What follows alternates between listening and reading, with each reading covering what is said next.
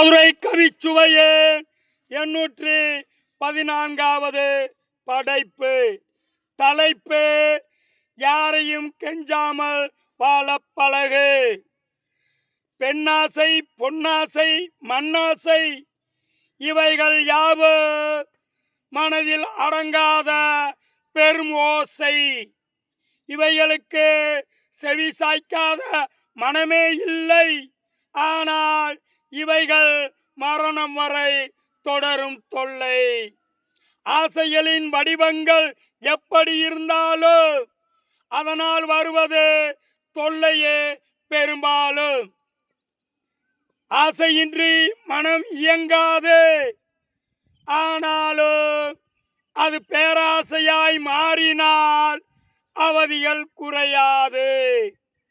உனக்கான தேவைகளை மட்டும் தேடு. இதுதான் உன் வாழ்க்கைக்கான நிலைப்பாடு. வாழ்க்கையை பார்க்காதே, மலை போடு. மனம் மலைப்பாய் பார்க்கும் எதையோ சிறப்பாய் செய்திட முடியாது. பயணித்து கொண்டே இரு, வாழ்க்கை புலப்படும்.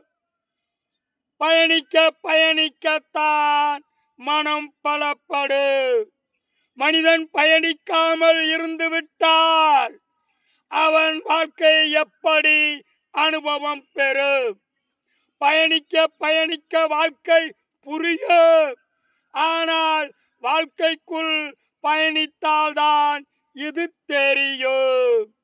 அஞ்சாமல் வாழ்க்கை பயணத்தை தொடங்கு. ஆனாலும் யாரையும் கெஞ்சாமல் வாழ பழகு. பார்க்கும் விழிகளுக்கும் கேட்கும் செவிகளுக்கும் நன்றி.